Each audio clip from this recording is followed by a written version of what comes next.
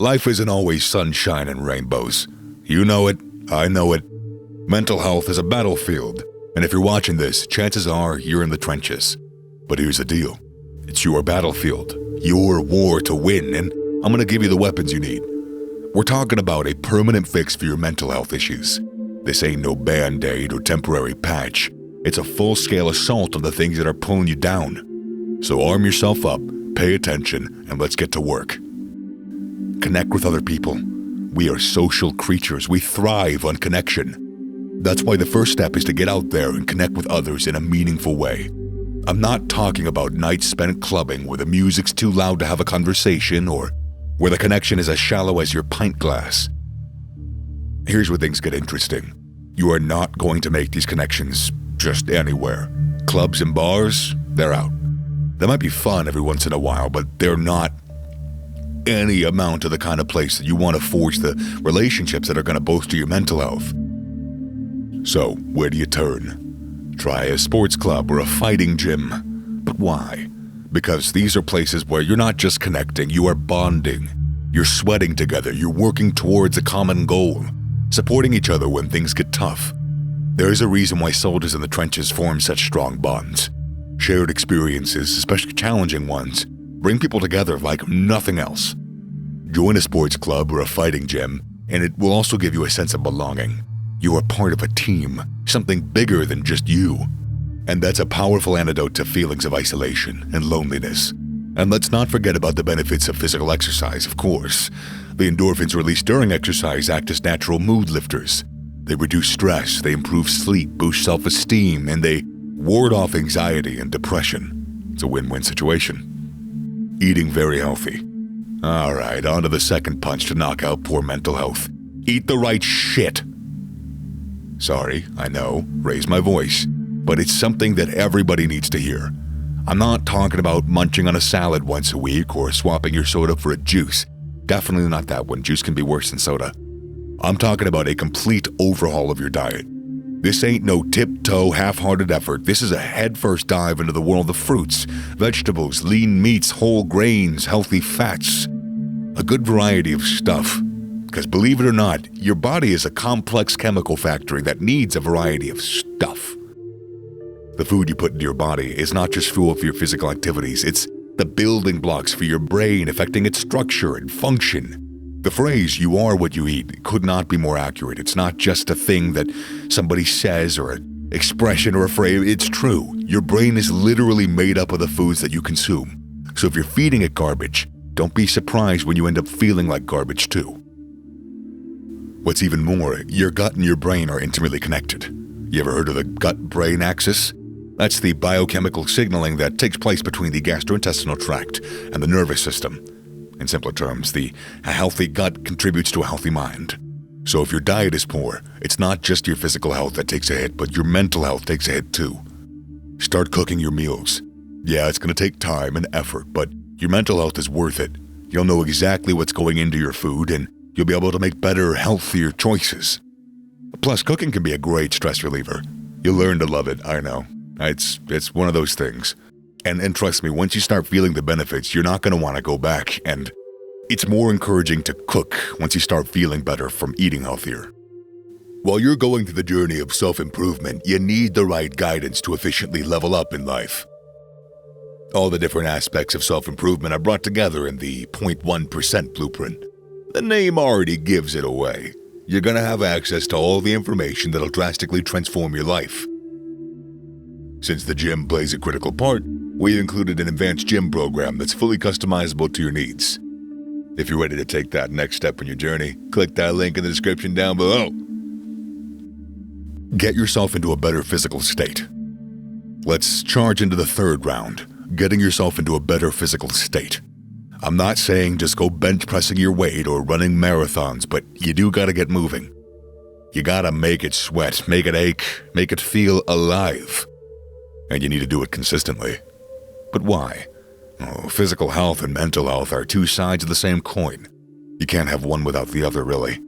When your body feels good, your mind follows. When your body is strong, your mind is strong.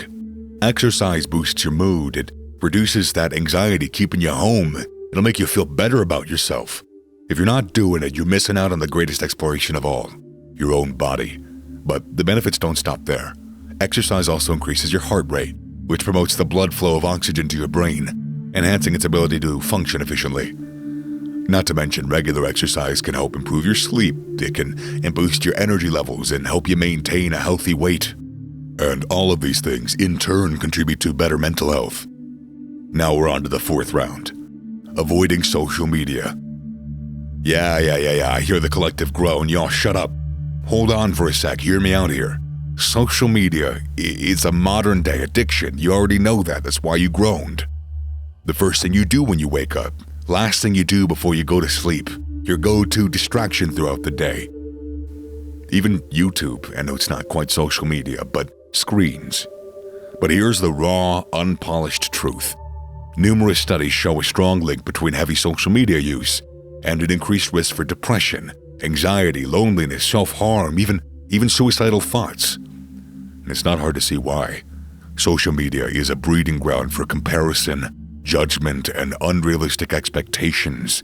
It's a world where everyone's life seems pretty and perfect, while yours seems to be lacking.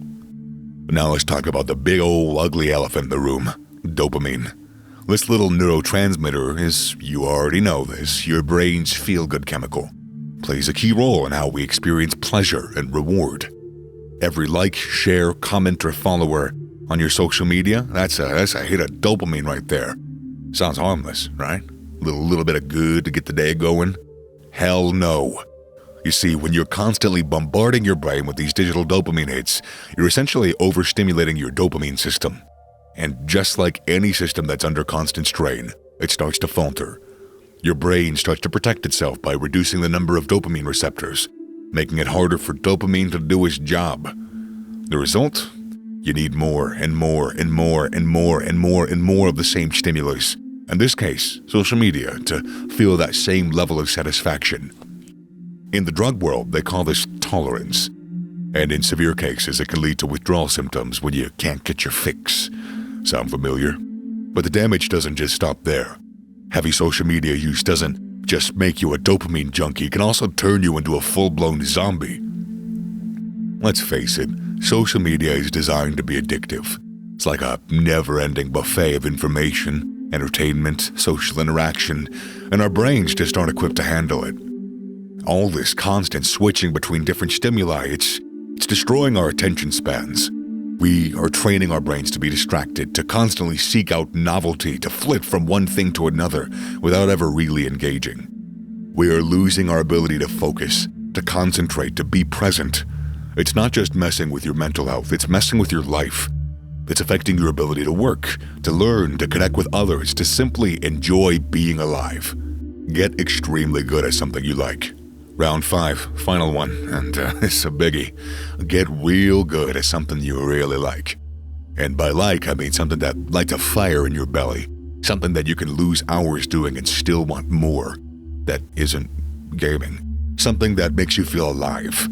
You got something in mind? Good, because master that thing, whatever it is, and it can be a game changer for your mental health. Why, Mr. YouTube man? Well, let me tell you. We live in a society that glorifies busyness. We are constantly pushed to do more, be more, achieve more. And it's easy to get caught up in this rat race, ticking off to-do lists, chasing after our hollow goals, and then feeling empty when we finally get there. Why?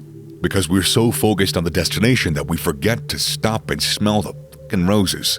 We forget to do things for the joy of having done them. That's where your something you like comes in. It's your ticket out of the rat race, your escape from the constant hustle. It's your chance to slow down, to be present, and to experience the joy of creation, exploration, or just breathing. It doesn't feel like it sometimes, but being alive is a gift. Maybe if enough people remind you in your life, you'll really take it to heart. It is a gift, and you gotta stop doing stuff every once in a while to just look outside, take a deep breath, and say, wow. I know, it's hippie stuff, but don't mistake this for an excuse to slack off. No, I said get extremely good. Remember, it's going to take time, effort, commitment, a whole level of patience. But here's the beauty of it. The journey to mastery is a journey of self-discovery. You'll face challenges, you'll experience failures, you'll encounter roadblocks, but each and every one of them is an opportunity to learn, to grow, to become stronger and more resilient. With each and every step forward, you'll gain a sense of accomplishment, a boost in confidence, a reaffirmation of your abilities. And that's it, soldiers. It's not going to be easy, but then again, nothing worth having ever is. So roll up your sleeves, put on your game face, and get ready to kick some mental health ass. It's in your hands now.